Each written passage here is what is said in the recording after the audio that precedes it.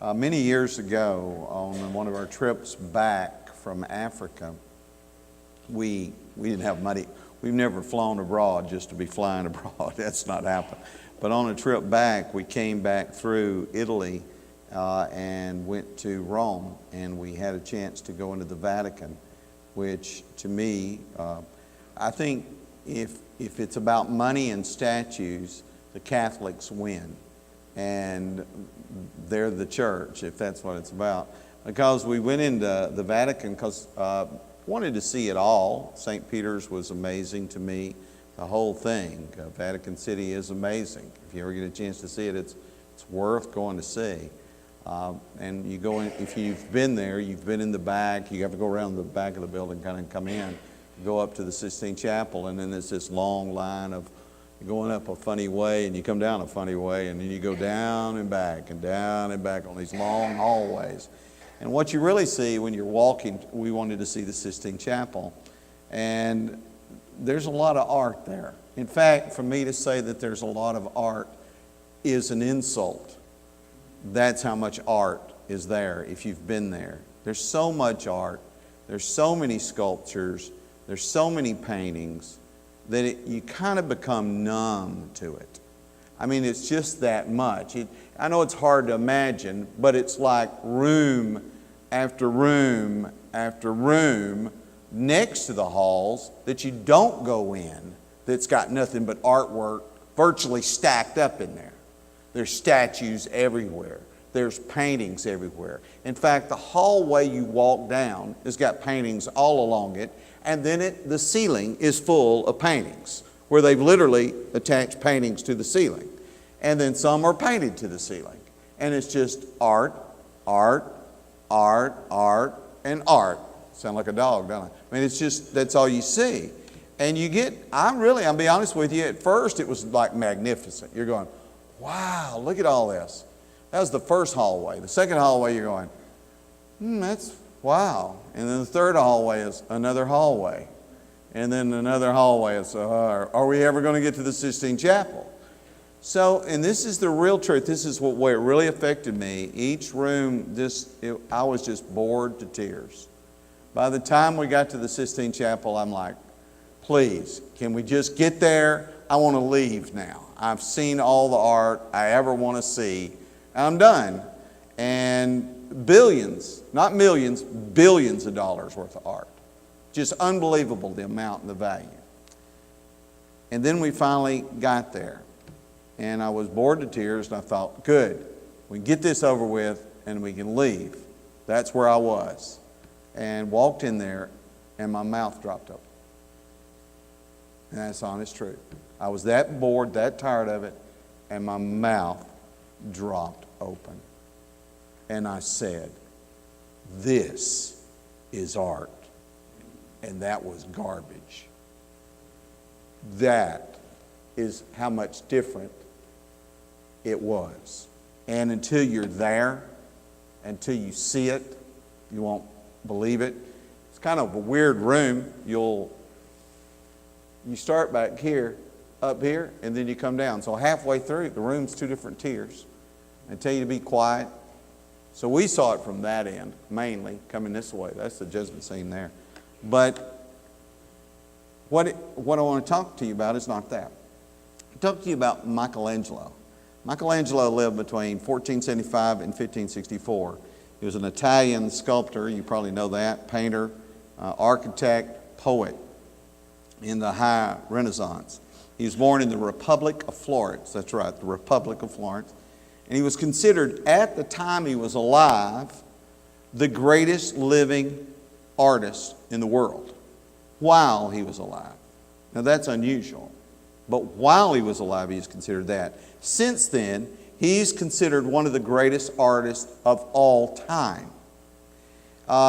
In fact, if you go strictly by what we know about him, he is definitely the most famous of all time. And at the time, he was the most famous artist of his time, or of all time. And if you count the prodigious nature of the output of his work, by the sheer volume, he's the greatest artist of all time, because there's documented from the 16th century the largest volume of work put out by an artist virtually anywhere.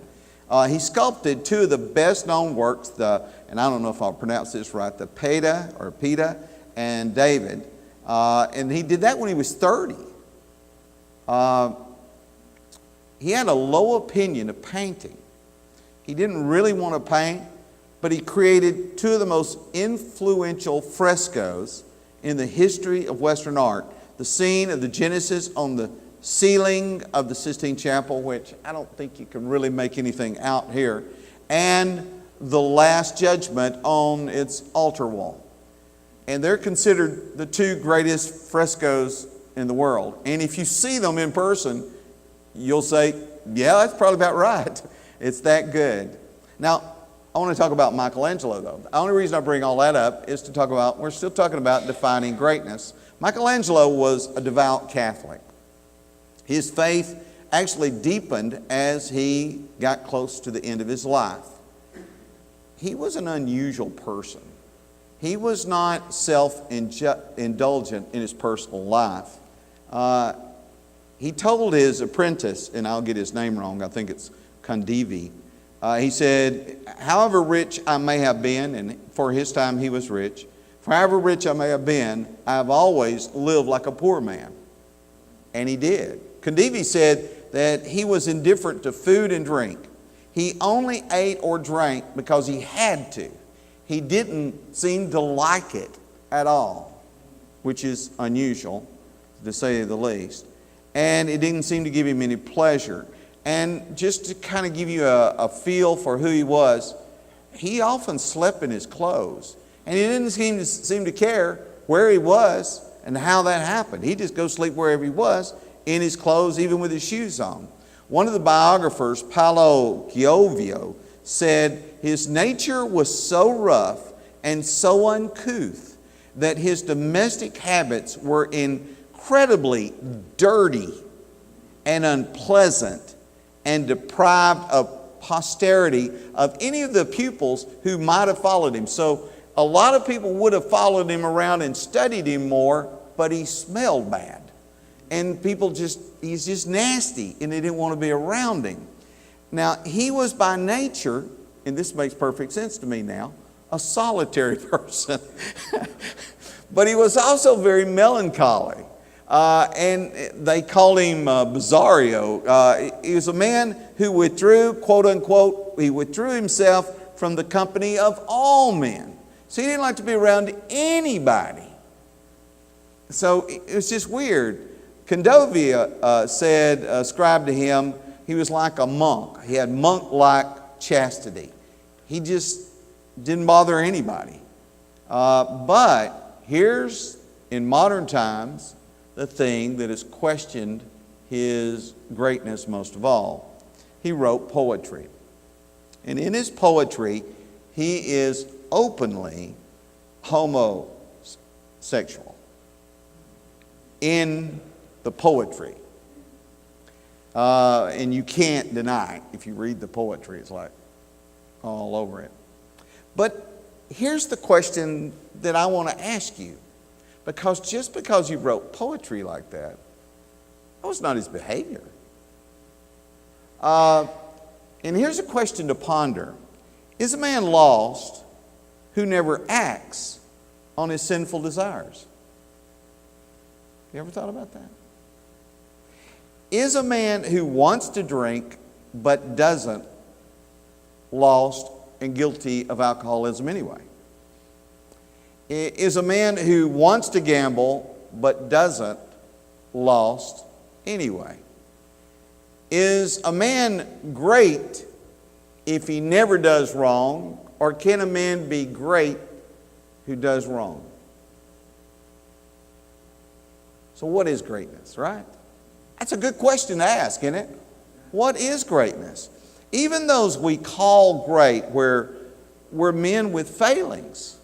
I mean, some of the greatest people in the Bible. We can start with Adam. Adam had a problem with FOMO. You know what FOMO is? The fear of missing out. That's what got him in the trouble. If he hadn't have been afraid of missing out, well, it was good food, don't want to miss it. Right? He had that issue which led him into sin. We could talk about Noah. What do we know about Noah? Was he perfect, or did Noah maybe get drunk occasionally? Because I'm thinking the one story is probably not a one-off, but we know he got drunk that one time. How about Abraham? Did Abraham always do the right thing, or did he lie? And what about Jacob? Would you want to be in a business deal with Jacob? He conned his father-in-law. Now that's pretty bad when you start conning your father-in-law. Pay attention, Donald. And so Joseph was a proud young man that, quite honestly, I almost don't blame his brothers for not liking some of the things he said. How about Moses? He murdered somebody. How about David and his adultery? How about Elijah's fears that made him make some decisions that really weren't supported by the Lord? How about Jonah, who had such great, at least you have to say prejudice, if not outright hatred for the Ninevites?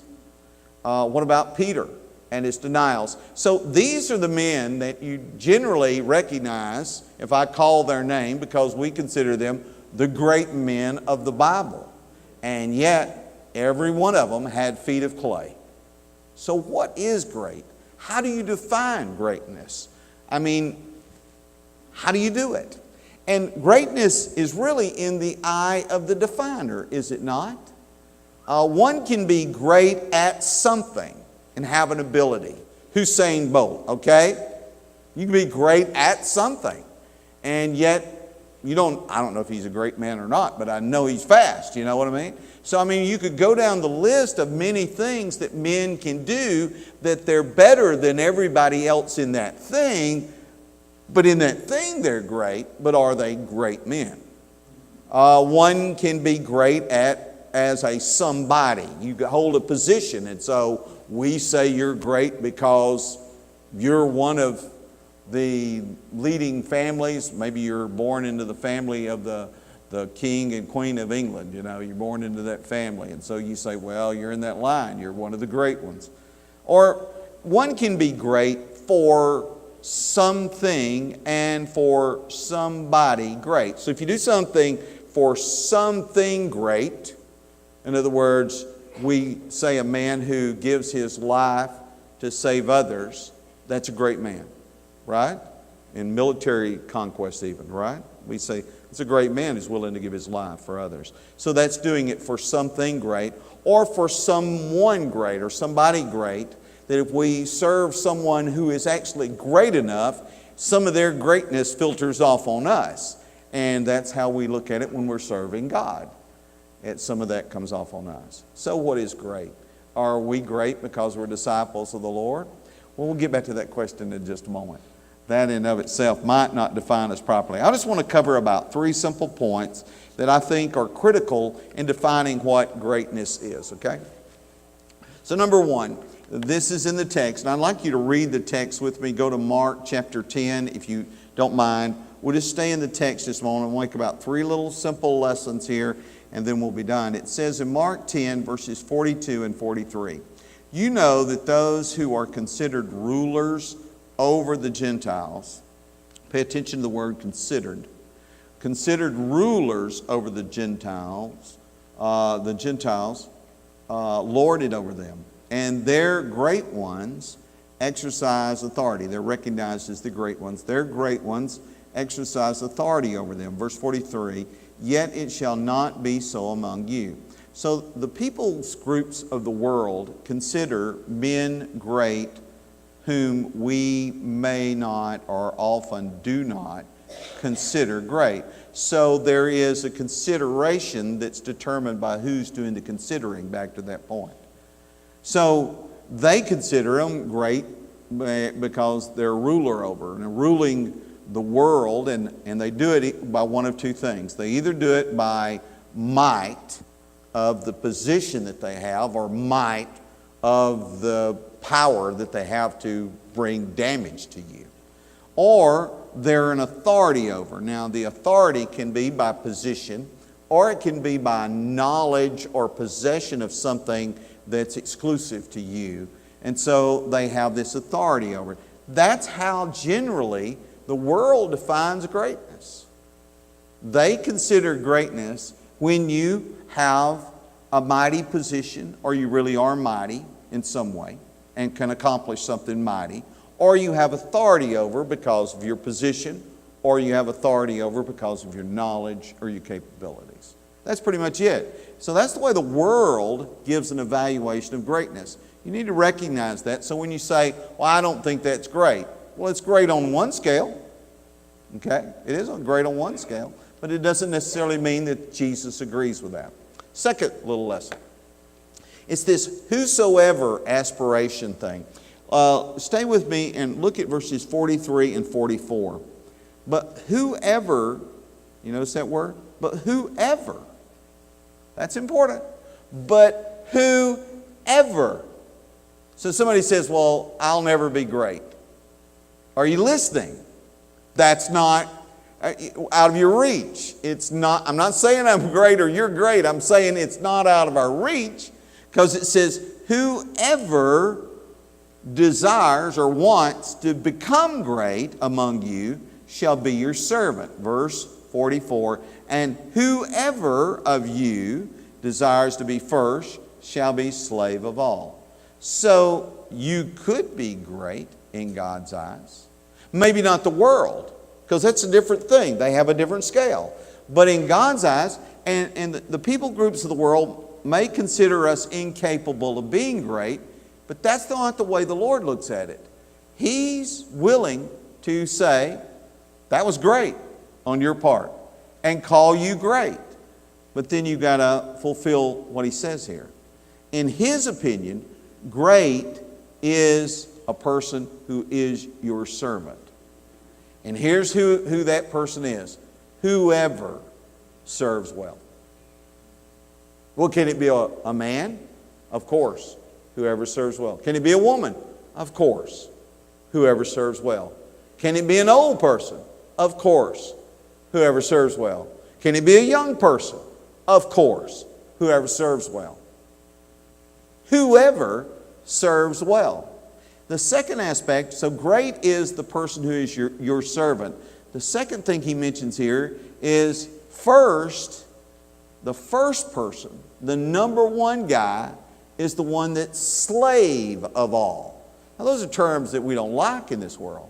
We don't like those terms. That was a common term in their day.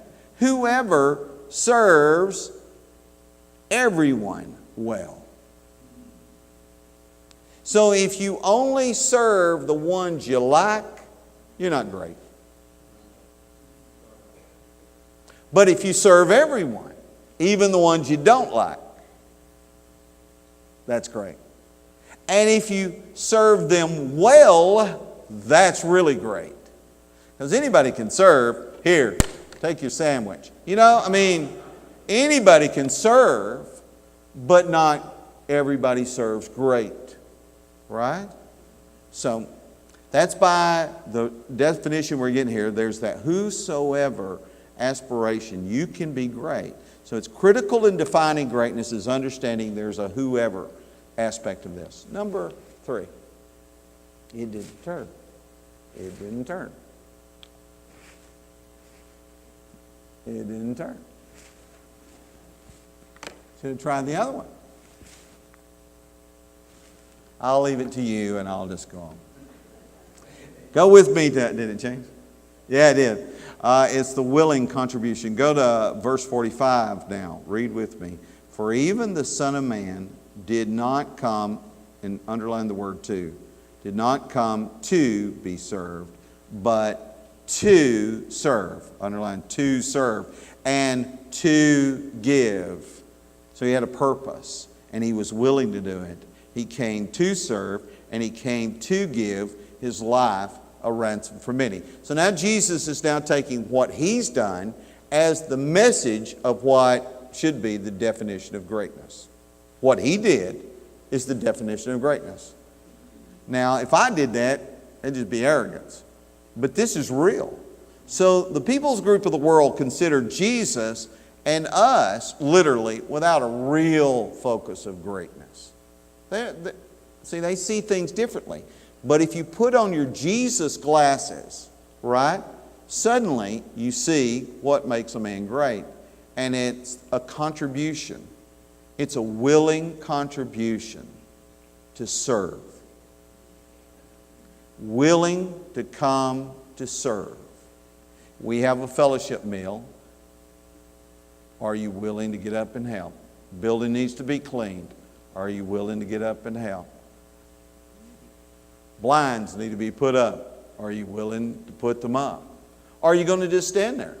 You see, so often at church, we just stand and watch other people work. Have you noticed that? We'll just watch it. We'll watch the elders work. Deacons will watch the elders work. Preachers will watch the elders work. I mean, I'm just saying, sometimes we're good at watching and not good at doing. And it would be good if we just were willing to serve. And it doesn't always have to be in the limelight to be a service. Amen? You don't have to be leading the opening prayer to be serving. But serving, willing to serve, and that means people. So, not telling them to pick up their trash, but picking their trash up for them. And then the second thing is willing to give. Now, this is not talking about money. That's a good thing to give. And that's not what this is talking about. It's not talking about that kind of a contribution. It's willing to give up your life. In other words, put away what you want to do. Do what other people want to do. I mean, we're right in the middle of a really tough time. Fixing to probably build a building which at least a portion of our congregation isn't going to like. They're not going to agree with. They're going to think we should have built it a different way. Guaranteed. There's going to be a portion. Of course, they're probably not here right now. But, so we can talk bad about them. But to serve and to just give. To give of ourselves. And to try to do it their way to the best of our ability is really hard to do. Especially when some folks don't want you to do it their way. And they'll look for a way for you not to do it their way. But it's critical in defining greatness is to understand there has to be a willing contribution. So if you want to say a person's great, you can do it by worldly evaluations. You can do it that way, and you can just say, well, by my understanding, I don't know, Michael Jackson was great, you know. Whoever you want to call, you know. Whoever you want to call. He's a great music thing. I'll never forget the 80s when he had the white glove, you know. Motown, that was awesome. But I mean, it's just however you want to define it by the worldly standards. But if you come around to us, then it's not like that. It's not limited to just a few people here and there. Every person in the kingdom, whoever who aspires to be great can be great. And it's whoever's willing to serve and to give. That's it. So if you're willing to serve and to give, guess what? You qualify. Amen? That's great. So that's the lesson tonight. It's really simple. Every Christian, though, is great, right? Well, yes and no. Listen to this statement in 2 Timothy 2:20. But in a great house, and I'd say the kingdom is a great house, wouldn't you? So in a great house, there are not only vessels of gold and silver, but also of wood and clay. In your house, you got some nice stuff, and you got some stuff that you can put out on the porch, you know what I mean? You've got stuff like that. We all do. In a great house, it's like that. In a great house, there are not only vessels of gold and silver, but also of wood and clay. Some for honor and some for dishonor. Okay? You know, we don't call people in and say, "I want you to see my toilet." I mean, you just got to come see it. I mean, they don't do that. It's an important piece of equipment in your house, but you don't go around bragging about it generally. You know? Flush is so nice. I mean, we've got pictures and we got a video. Would you like to see the video? I mean, that's not what you do. We have had, and here's where I go with that. We have had many great people in this church that probably weren't thought to be great. But we've had great elders. I don't know, there's a bunch that stand out in my mind, but probably because of what Bill Shoals did in one particular way just has always caught me. He was a good elder. There were all the elders at that time were great men. He's honest, he's faithful, but the way he took care of Virginia. Do y'all remember? Were you around? The way he went and cared for her. He cared for Margaret really well too, but I just remember the way Virginia, and she didn't even want him to be around because she had. But he cared for her, and we saw that. I don't know. To me, that was great because it was service that wasn't wanted, but he took care of her. You just had to have been there. I remember a few years ago, and it was quite a few years ago now, it's about 20 years ago here. Deb and I were over at the Florida School of Preaching at the lectureship. And we'd gotten there late, which is about typical when I go over there. I'll end up missing about half of what I go to see. And we got there late, and the lecture was already started, and the doors were already closed. So we went in the fellowship area. You know where you've been there? I went in the fellowship area, and because we got there late and didn't know whether we should go in or not. But when we got in there, this gentleman, that gentleman was in the room with his wife, Mary. Now, I talked about Brother Nichols this morning. This is Brother Nichols, one of his sons. He had 10 kids, and only one didn't turn out to be a preacher. I mean, this was one that was a preacher. This was Flavel Nichols, and his wife, Mary, were there. And he's well known. You may not have known him, but he was known all over the brotherhood. Both Brother Nichols and Brother Flavel was known all over the brotherhood. Now, Deb and I, just wet behind the ears, just got back from Africa. Nobody knows who I am now, and I kind of like that. It's really a wonderful thing to be unknown, and really is a blessing. But Deb and I were there, and he treated us like we were somebody. And we weren't anybody. I mean, we're not now. But he treated us like royalty, he and his wife. He did magic tricks for us. No, he did magic tricks. He's like 3 or 4, 5 magic tricks. I thought, I didn't know a preacher could do that. I thought that's some kind of satanic thing or something. But he did magic tricks. He was so complimentary, so gracious. And you can ask Deb, you doubt me on this. I mean, he really treated us like we were royalty. We were nobody. He didn't know who we were. And when we left there saying, we knew we'd been in the presence of greatness, and we left there both saying, they were the people we wanted to be like. We want to grow old to be like that. Somebody that would care for a nobody. This is how God defines greatness. Let this mind be in you, which was also in Christ Jesus, who being in the form of God, did not consider it robbery to be equal with God, but made himself of no reputation, taking the form of a bondservant, and coming in the likeness of men. And being found in the appearance as a man, he humbled himself and became obedient to the point of death, even the death of the cross. Therefore, God also has highly exalted him and given him the name which is above every name, that at the name of Jesus every knee should bow, of those in heaven and of those on earth and of those under the earth, and that every tongue should confess that Jesus Christ is Lord, to the glory of God the Father. That's great. And that's who we're to be like. So, define greatness how you will.